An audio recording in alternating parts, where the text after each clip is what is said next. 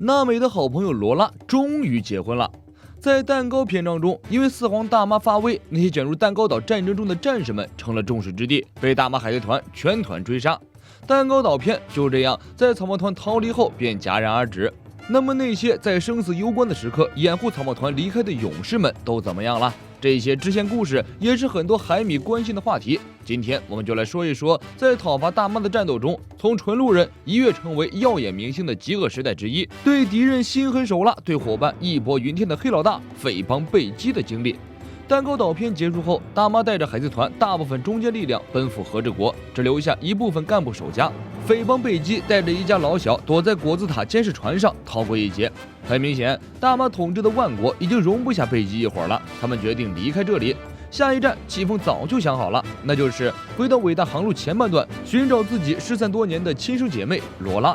爱妻的愿望就是我的愿望。宠妻狂魔贝基立即召集手下，拿来地图，确定好了前往恐怖的三鬼帆船的航海路线。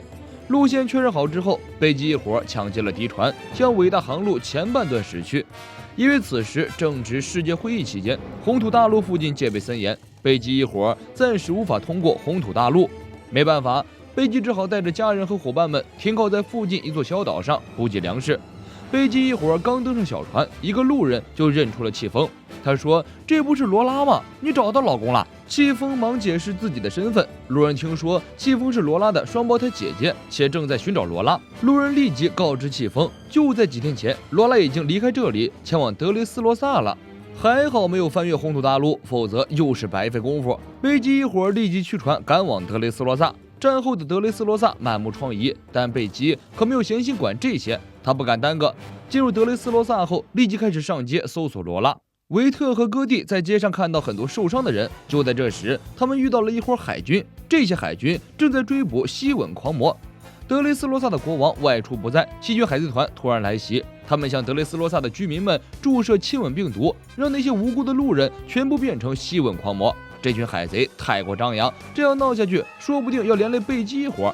贝基十分气愤，决定带领兄弟们灭了这群海贼。另一边，戚风在发廊做头发的时候被海军认出来，并实施了逮捕。戈蒂为了救老板娘，立刻追了上去，被海军打翻在地。而贝基和维特则被一群感染亲吻病毒的群众死死纠缠，无法脱身。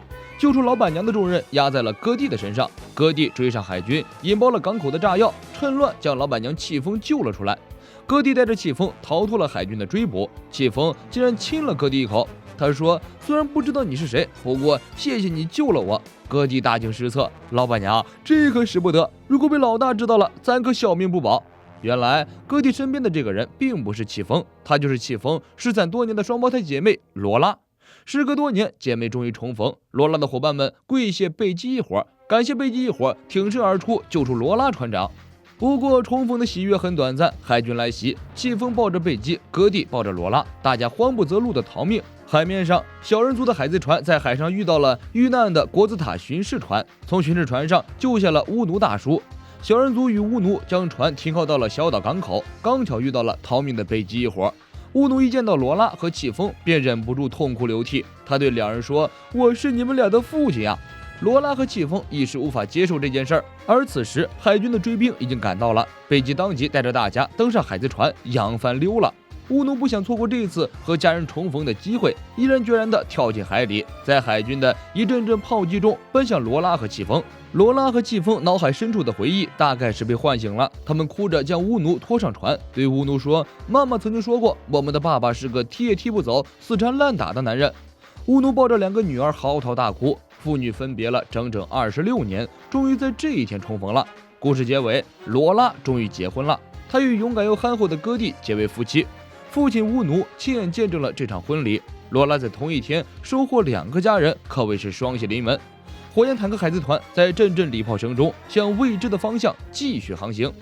本片扉页故事就是这些内容，我是钱夫君，咱们下期见。